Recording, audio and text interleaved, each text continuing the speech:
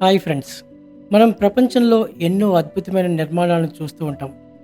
అవి తమ నిర్మాణ శైలి, కళా ప్రతిభతో మనందరినీ ఆకర్షిస్తాయి. కానీ కొన్ని నిర్మాణాలు మనల్ని ఆశ్చర్యపరుస్తూ, మనలో అనేక ప్రశ్నలు కూడా తలెత్తేలా చేస్తుంటాయి. అలాంటి ఒక అద్భుతమైన కట్టడాల్లో ఎల్లోరాలోని కైలాస్ టెంపుల్ ఒకటి. ఈ కట్టడం గురించే మనం ఈ వీడియోలో తెలుసుకోబోతున్నాం.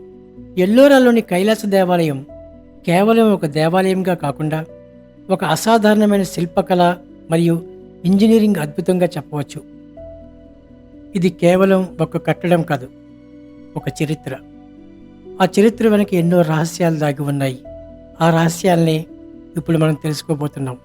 ఈ అద్భుతమైన కట్టడాన్ని ఎలా నిర్మించారు, ఎవరు నిర్మించారు, దానికి ఉన్న అసాధారణ శక్తి ఏమిటి అనేది నేడు మనం వీడియోలో తెలుసుకోబోతున్నాం. ఇప్పటి వరకు మీరు పేపర్ డబ్బాను సబ్స్క్రైబ్ చేసుకోకపోతే వెంటనే సబ్స్క్రైబ్ చేయండి. ఈ వీడియోకి ఒక లైక్ ఇవ్వండి చాలు.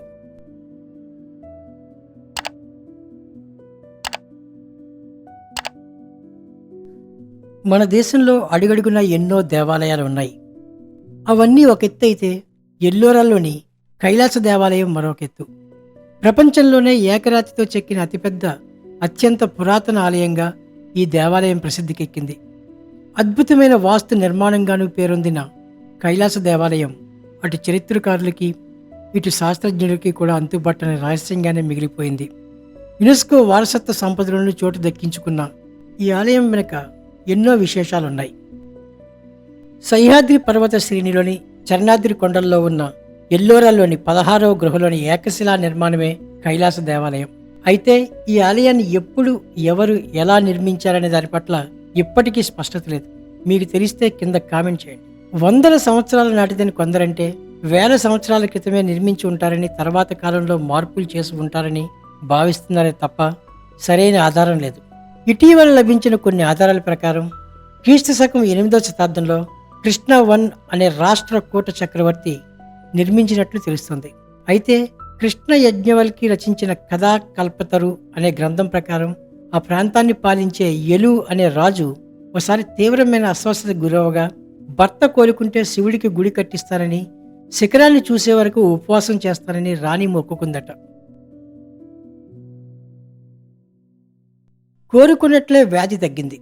దాంతో నిర్మాణాన్ని తక్షణం ప్రారంభించాలనుకున్నారట. కానీ శిఖర నిర్మాణానికి చాలా ఏళ్లు పడుతుందని నిపుణులు చెప్పారట.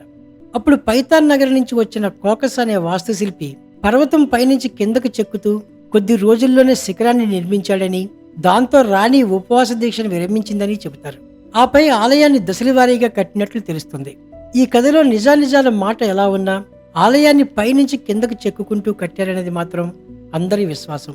ఈ దేవాలయం కైలాస పర్వతాన్ని తలపించేలా ఉంటుందని పరిశీలకులు చెబుతారు.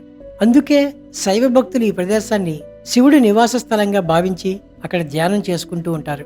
దారి నిమ్ము ప్రభు అంటూ కొండల్ని, సముద్రాల్ని, భూమాతని పూజించే వైదిక సాంప్రదాయాన్ని అనుసరించే ఇక్కడ మహాయజ్ఞాన్ని నిర్వహించి రాతిని తొలిచారని, అందుకే వేద మంత్రాలను వల్లిస్తుంటే అవి ఇక్కడ ప్రతిధ్వనించే తీరు మరి ఎక్కడా వినిపించదని అంటారు. ఈ ఆలయం ఎల్లోరాలోని 34 గుహాలయాల్లో దాదాపు మధ్యలో ఉంటుంది. అక్కడున్న గుహలన్నీ కూడా తొలిచినవే, కానీ ఎప్పుడనేది ఖచ్చితంగా తెలియదు.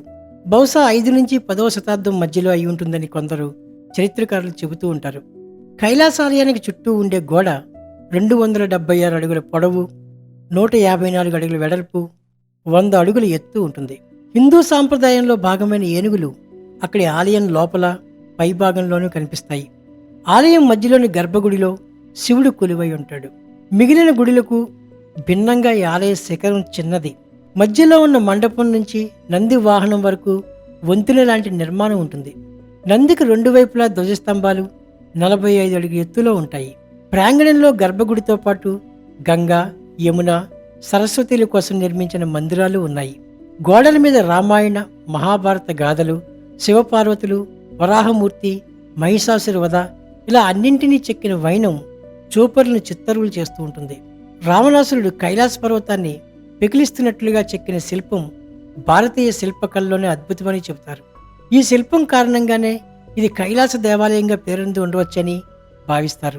మొఘల్ చక్రవర్తి ఔరంగజేబు ఈ ఆలయాన్ని కూల్చడానికి 3 ఏళ్ల పాటు 1000 మందితో శతవిధాలా ప్రయత్నించాడు. వారు ఆలయ గోడలకు ఘాట్లు పెట్టడం తప్ప గర్భగుడిలోకి అడుగు కూడా పెట్టలేకపోయారట. పైగా ఈ ఆలయంలో అత్యాధునిక సౌకర్యాలున్నాయి. నీటిని నిల్వ చేయడం, మరుగునీటి వ్యవస్థ, రహస్య మార్గాలు, బాల్కనీలు, మెట్లు, ఇలా ఎన్నో అద్భుతాలను రాయిని తొలిచి చెక్కడం గొప్ప విశేషం.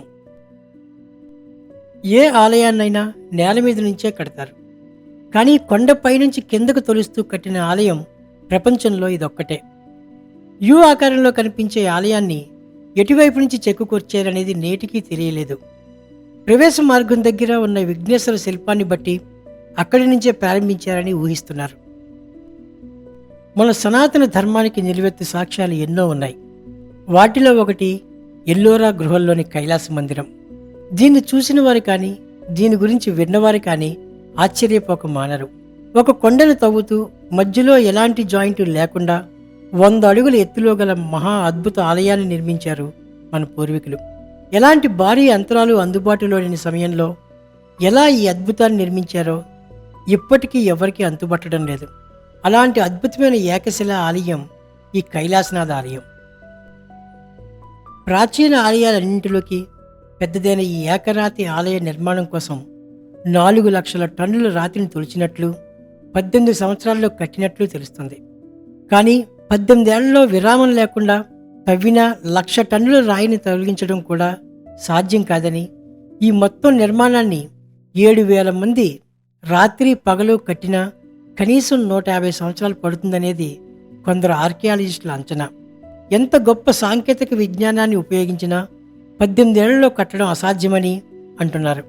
పైగా చుట్టుపక్కల ఎక్కడా ఇంత పెద్ద గృహని తొలిస్తే కుప్పలు తప్పలుగా వచ్చే రాళ్ల ముక్కలు, పొడి, పోగుపడ్డ ఆనవాళ్లు కూడా లేవు. అలాగని ఈ గుహ సహజంగా ఏర్పడింది కాదు. దీన్ని బట్టి వేదాల్లో పేర్కొన్న భౌమాస్త్రం అనే ఒక శక్తివంతమైన పరికరాన్ని ప్రయోగించి ఉంటారని, అది రాతిని తొలిచేటప్పుడు వచ్చిన ధూళిని వచ్చినట్లుగా గాలిలో కలిపేస్తూ ఉంటుందని ఖగోళ శాస్త్రజ్ఞులు చెప్తున్నారు. మొత్తంగా ఊహలే తప్ప ఎవరికీ దీని నిర్మాణ రహస్యం అంతుపట్టడం లేదు.